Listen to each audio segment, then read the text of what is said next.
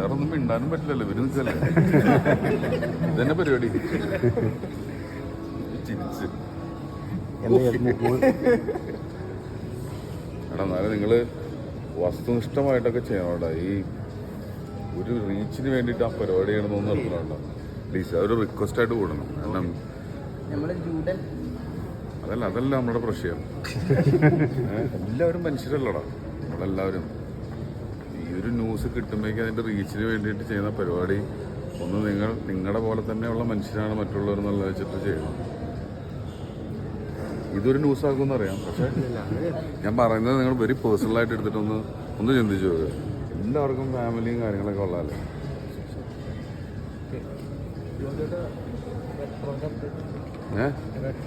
ഞാൻ പറഞ്ഞ കാര്യം നീ കേട്ടറാ.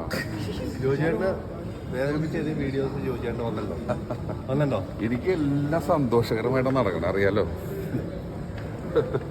ഒരു വീഡിയോന്റെ ഇടയിൽ ഓക്കെ ഞാൻ പോയി ചായ കുടിച്ചോട്ടെ.